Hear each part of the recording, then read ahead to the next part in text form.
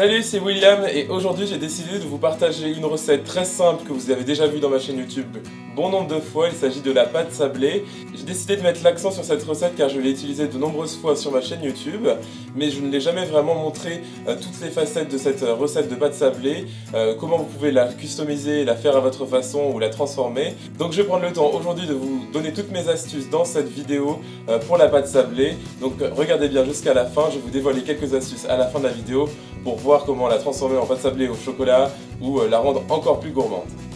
Alors nous aurons besoin pour commencer pour notre pâte sablée de beurre doux. Ici il est mi-froid, mi à température ambiante, c'est pas très important, c'est pas si grave que ça. Ensuite nous aurons besoin d'un gros jaune d'œuf. J'ai ici du sucre glace et aussi de l'extrait naturel de vanille pour donner un petit goût vanillé à ma pâte sablée, c'est toujours très important. Et enfin bien entendu nous aurons besoin de farine. J'ajoute aussi une pincée de sel dans ma pâte sablée si jamais j'utilise du beurre doux, donc c'est le cas aujourd'hui. Mais si jamais vous utilisez du beurre demi-sel, bien sûr n'ajoutez pas de sel, ça sert à rien. Alors je vais tout de suite commencer par mettre tous mes ingrédients secs dans le bol de mon KitchenAid, donc c'est-à-dire farine, vanille, sucre glace et pincée de sel. Et je vais mélanger le tout très rapidement juste pour avoir une préparation bien homogène.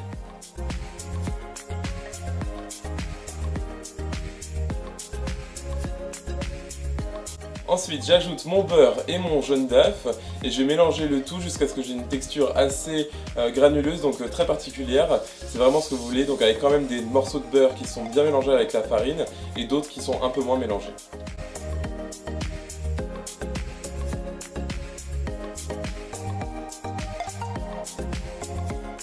Maintenant j'ajoute du lait, je l'ai oublié dans les ingrédients car à chaque fois je le laisse au réfrigérateur, mais vous avez besoin d'une petite quantité de lait juste pour homogénéiser le tout et avoir une pâte sablée bien uniforme.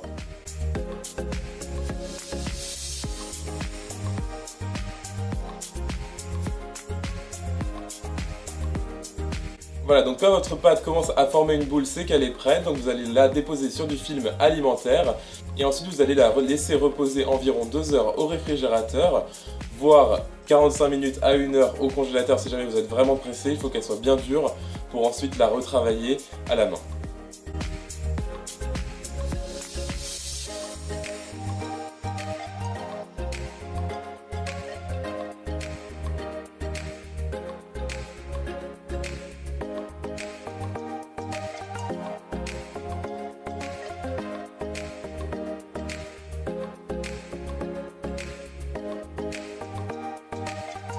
Ensuite, je vais étaler ma pâte avec mon rouleau à pâtisserie. Comme vous pouvez voir, c'est une pâte qui est très facile à étaler. Donc c'est pour ça que je vous partage cette recette parce que non seulement elle est super bonne, mais en plus vous êtes sûr de ne pas la rater.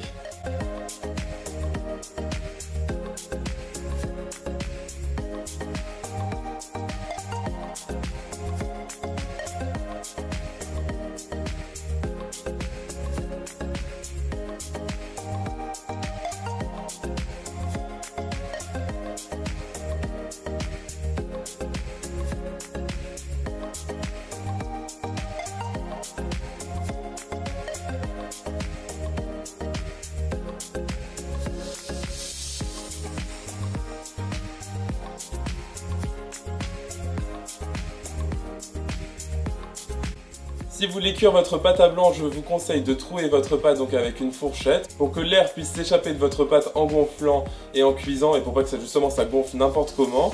C'est assez important. Sachez que vous pouvez faire cette pâte avec de la farine sans gluten, j'ai déjà essayé. Il faudra peut-être utiliser un petit peu plus de lait pour uniformiser le tout et avoir une pâte qui se tient bien. Vous pouvez aussi utiliser des farines un peu plus originales que le blé comme la châtaigne par exemple, si jamais vous voulez créer des saveurs un peu plus intéressantes avec votre pâte sablée.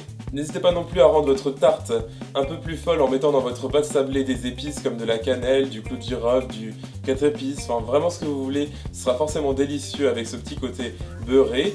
Vous pouvez aussi substituer une partie de la farine avec par exemple de la poudre d'amande ou de la poudre de noisette pour avoir une pâte encore plus gourmande.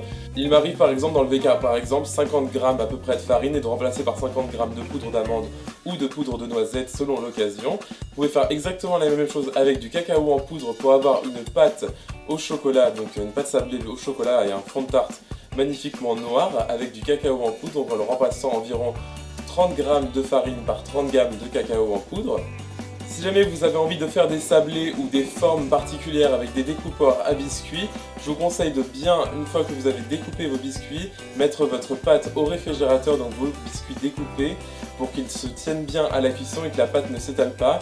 C'est pareil avec un fond de tarte si jamais vous allez le cuire à blanc. Je vous conseille bien de remettre votre pâte au réfrigérateur avant de la cuire. En tout cas, c'est tout pour ces astuces et pour cette recette de pâte sablée, donc j'espère que vous allez l'utiliser dans vos futures recettes et par exemple dans ma recette que je vais vous sortir la semaine prochaine sur ma chaîne YouTube. En tout cas, n'hésitez pas à retrouver la recette sur mon site internet, donc williamskitchenblog.com, où toute la recette est détaillée ainsi que les différentes astuces que je vous ai données dans cette vidéo. Suivez-moi sur Instagram, Facebook, Twitter et Snapchat et on se retrouve dans une autre vidéo tout aussi gourmande. Salut!